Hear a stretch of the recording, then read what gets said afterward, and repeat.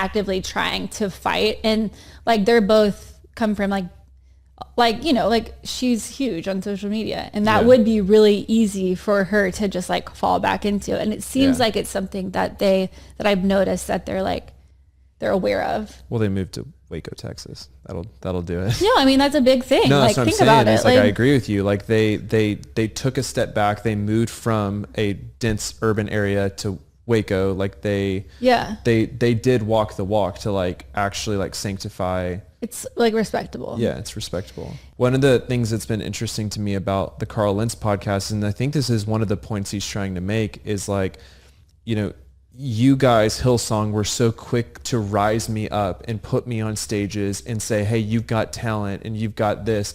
But the minute that I fall, you guys were on PR circuits and on Good Morning America the next day, completely discrediting me and saying that he was the problem. Like they had a whole PR response and to that. And it's like, if you truly believe the gospel, like shouldn't the church that raised Carl Lentz up be the most supportive of him in that moment? But they're the ones that gave him that put him on that pedestal, gave him all that power and said, hey, you're bringing in thousands more each week. Like, we're going to put you on stage, or you're, you know, like sell your book. Or it's weakness. It's like weakness amongst like the elders to do that, because they're caving to the same social media pressure that we get on a daily basis. They're more concerned about the reputation of the church than they are, you know, actually like supporting and shepherding one of their like senior leaders.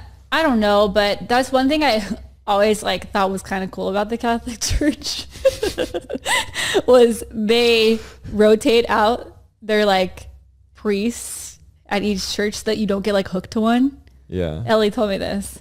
So like you don't have this like reoccurring pastor every single Sunday. And like when Watermark did have like 3 or 4 pastors that they were like rotating between, I don't know if they still haven't. I went on Sunday, but I hadn't been. It's a lot of during my first trimester. Yeah, so like I actually kind of like thought that was cool, because then you're not like going for this one person. I think that these mega churches or these churches, like whoever's speaking the most, like who's up there on Sunday, they become like the face, the brand. And like, how do you avoid that if that's just who you see every Sunday? Yeah. I think in the same way that like our parents, boomers, were not prepared for social media, like Facebook.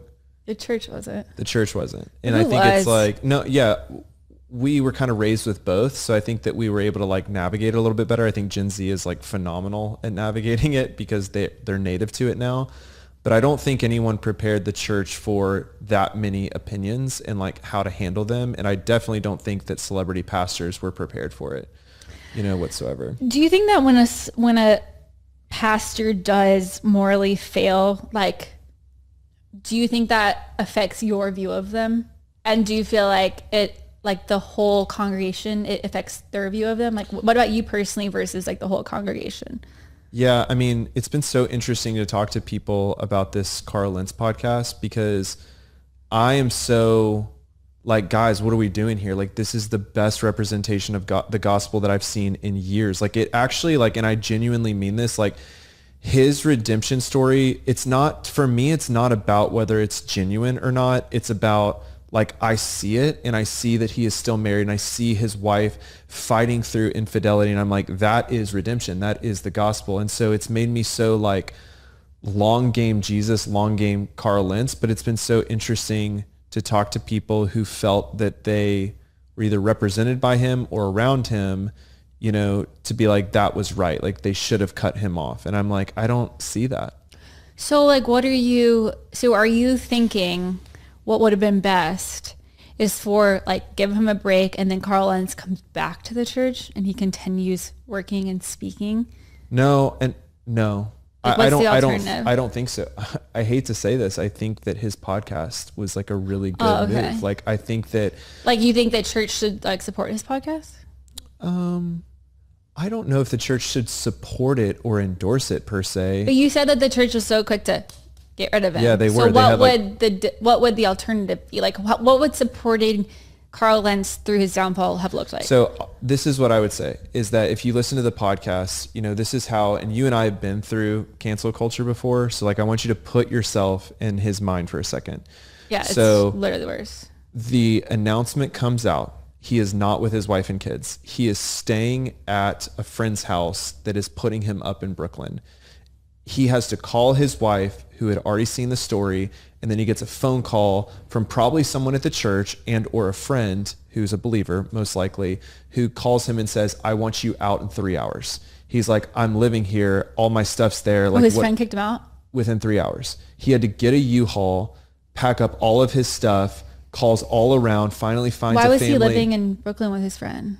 I don't know. Probably he was there for Hillsong. Who knows all the details? Okay, but like, but what I'm saying is like, you know, he called all around. No one would take him and his family. He's like, where are we supposed to go? Is finally a family in Connecticut that brought him in. No one would talk to him. He was completely ostracized by the situation. So like, what should have the church done? Not that, is my opinion. Like, when you're going through that, like our friend, you know, who was going through that, like what we did was we were like, hey, like, can we be here for you? Like, cause we're able to separate like media craziness from like, this is truly a human being. The media side will blow over and you are going to be left broken and alone. And like, someone's got to be there to like pick you back up. So you mean like you think that the church should have helped them, but not necessarily by giving them the platform again? No. Okay. No, like he should have definitely been pulled off stage effective immediately, because like you have to, he says this in the podcast, like you've got to let the rain fall first. And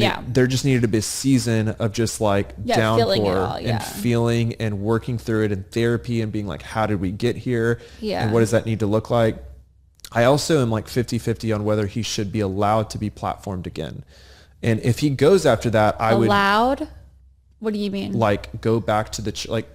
Allowed by the church. Yeah, if Hillsong, like if he went back to Hillsong, I don't know if it would be a wise move for Carl to go back on stage. I don't know, right? I don't know how I feel about that, but I think a podcast is a wonderful thing because, you know, you and I do this podcast. Yeah, because he can... we don't feel like how many people listen to this. Like, it's like, you know, people will come up to you and be like, oh, I love your podcast. And you're like, oh, you listen? Like, you don't feel it the same way you would feel a physical presence. And so it's easier to avoid that temptation of fame and, you know, all those things. Yeah. It's so tricky. It just makes me sad. It's just really sad. That's what it is. It's really like sad for... Because also at the same time, don't you want to hear from those people the most? I want to hear from Carl the most. Like, don't you want to hear from the people that actually have gone through something and then learned their lesson and then changed because of it?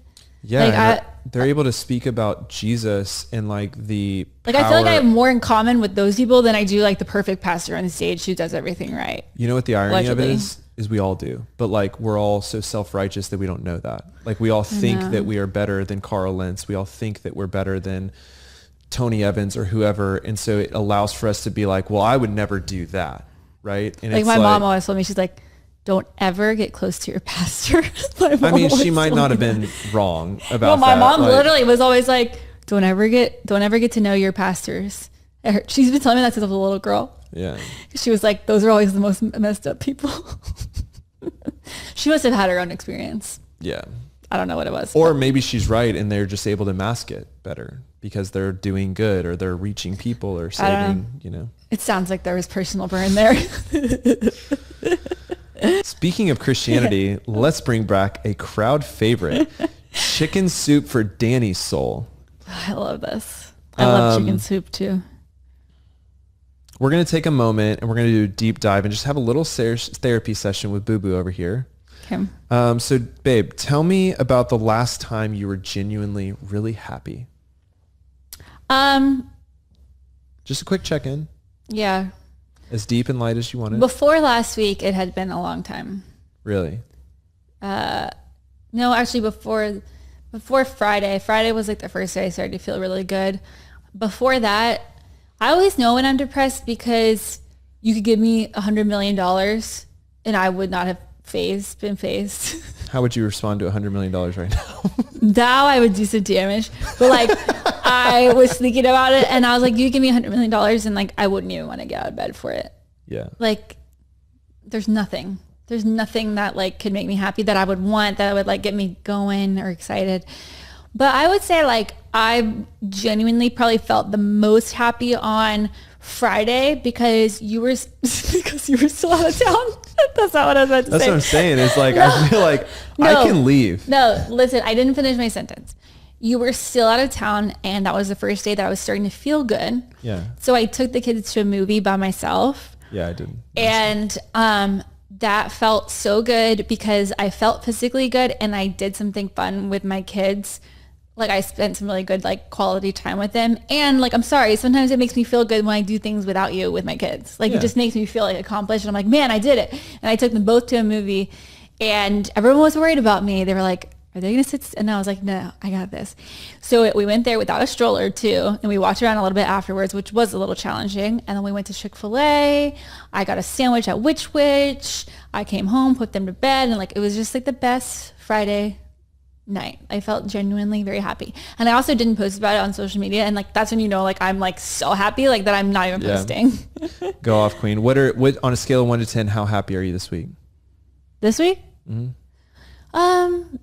Today's been like a little bit harder of a day, but I would say like I've been a 2 and now I'm probably like 6.5, 7. I was going to say 7. Please. Who do you miss at the moment? Right now? Hazel.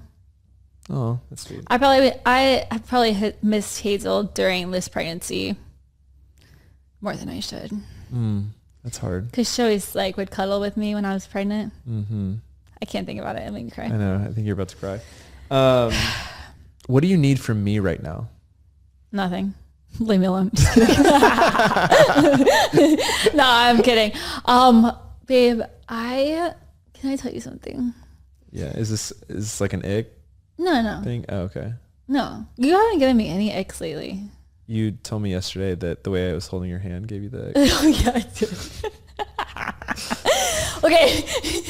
Listen. That's what I'm saying is like what you're saying and what you're communicating are just two different things. Because he was holding my hand, giving me your hand. And he goes like this. And he touches my hand ever so lightly on the veins, and it can see the ick. It like makes me feel so no. That's not what I was gonna say. I was gonna say what I need the most is like I can get up with the kids, but if you could put them to bed. I know, I feel that. It's so hard for me at night. I did last night. I know, but I feel so guilty every time you do it. I feel so guilty. You don't need to feel guilty. I'll tell you when you need to feel guilty. Well, no, because then it's too late. What? Then it's too late. Then it's like you've already felt resentment. No, I don't feel resentment over that at all. I am so down by like 6:30. I know. I feel it. Okay. Phew.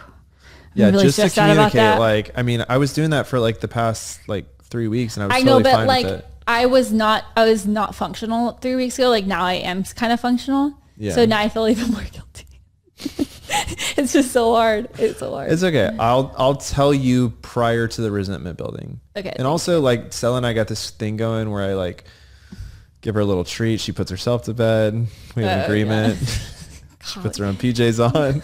Okay. What is something you've been not proud of lately?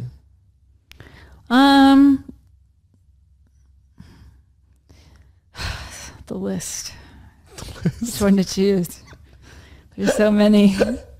Same, honestly. So many. Same. I'm like, how did I F up I'm not that proud of my work ethic these last couple of weeks. Yeah, you got that big Amazon order and get back to it. Yeah, I tried. I linked my pants today, so I was proud of myself. Yeah, the amount of links I'm posting is just not good enough. That's okay. And yeah, just like my work ethic, like more my overall drive. Like I'm kind of dreading doing the Nordstrom anniversary sale, and like I always love doing that. Is that in like 3 weeks? Yeah, like I'm dreading it. I'm like counting down the days. Why don't you just not do it? I know. I thought about that, and I was like, why am I doing it if I don't want to do it? But like I have to. It's just it's tradition. It's things like that. It's tradition. It's things like that like I think that make me proud of myself. I've also not been working out, so I feel really guilty about that. I skipped my last walk run with Ellie, and I haven't seen my mentor because I haven't felt good. So, you know, I'm just really a mess. And then I didn't go to church like all through my first trimester because I didn't feel good. So I'm just really horrible. What is something you've been proud of? Let's end on a high note. I feel like you've been a good mama bear. You think I've been a good mom? Yeah. Lately? I really do. Yeah. I feel like it's so weird. Like, I feel like I've been so not that great of a mom, but I try, you know. Yeah. I try. But like, I feel like my kids love me more than ever right now. That's what I'm saying is I think you've been a great mom. I think you're harder on yourself than you need to be. Okay. So what you're proud of is being a great mom. Yeah. Is there anything else you're proud of? Well, I gave that one. And then today I did try on like all these clothes that have been sitting in my office for the past 6 weeks that I just needed to know if they fit or not to like donate, get rid of, or return. And I finally did it today. There we go. Little steps, baby steps. Well, that was a good show. Do you want to close this out? Yes.